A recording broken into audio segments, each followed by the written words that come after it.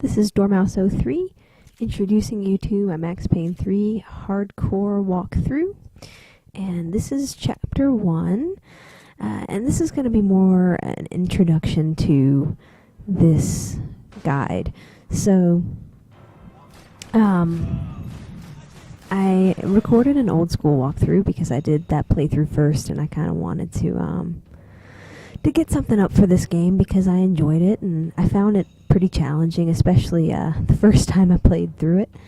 And so I started recording this hardcore stuff as well and decided why not go ahead and put it up here because the strategy is different in some areas. A lot of my playing is pretty similar to the way that I played in old school, but there are a few key differences to the game modes, and so I'm going to talk a little more during these chapters, I think, about some different things because it's no fun to record or to watch / listen to the same thing twice. So I'm going to try to make them as different as possible and interesting and whatever. So some of the key differences between hardcore and any other game mode. The first thing is the amount of damage that you take. And so in this mode, it is more challenging than hard or old school as far as damage.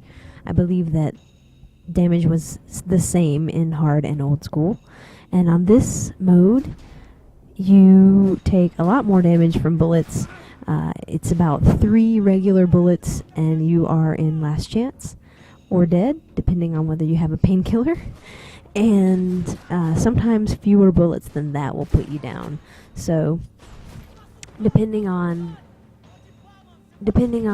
what kind of gun they're using, how close they are to you, etc., it can be anywhere from 1 to 3 shots will put you into last chance. So you need to be aware of that, and you need to really actively be trying to not get hit as much as possible, and using some tricks, perhaps a little bit more than you did in other modes. And so another real difference between this mode and others is that you don't get as much bullet time. So it takes longer for you to build up bullet time, and I believe on old school you built up bullet time really quickly, more quickly than you did in hard. And so that was a big strategy to get through that mode, was to be using your bullet time a lot.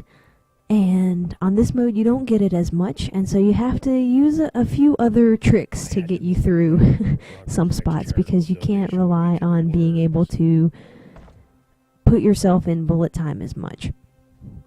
And so one of these tricks that I was using at the beginning and will be using towards the end here is being able to stay in cover and peek around corners. So a function in this game that is not available in all third-person shooters, but it is in some of them, and so you might know how to use it, is being able to swap your shoulders.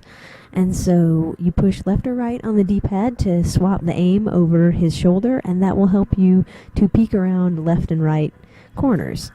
And so this helps you stay in cover more, and put yourself into positions where you can kill the enemies and they can't hurt you, or at least they can't hurt you as much, or they have a harder time of doing it. And so that strategy is really useful, and you'll find yourself using it a lot if you play like I do on this playthrough. You aren't going to want to be putting yourself in cover and shooting out as much as you do in other modes. So like when I was on that column before just now and was kind of peeking out of cover and going into bullet time, you aren't going to be able to do that quite as much because you don't build up as much bullet time. And so there are places like this right here where you'll see that I just sort of peek out around this corner where I can see people and they don't have as good of an angle on me, and I can sit here and just kind of pick them off. And this works fantastically most of the time. Occasionally you'll get into a spot where you think that you're still in cover, but guys can still shoot you, and or where people rush you around the corner, and so those are the moments where, you know, it falls apart a little bit and you need to adjust accordingly. But for the most part, it's really useful.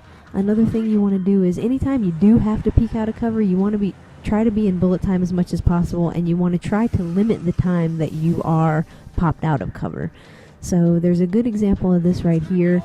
So these guys had an angle on me, so I needed to take them out because they were hurting me a lot. And then I stay in, I got out of bullet time right there at the end, and that guy managed to hit me. So I had to use a painkiller and go into last chance and kill him. So that's something that you really want to be aware of. You want to make sure that you don't run out of bullet time while you're peeking out of cover, or if you do, that you are only staying out for fractions of seconds, because the way that these guys aim on you is so quick. And so I'm going to continue this in the next chapter, guys. Thanks for watching.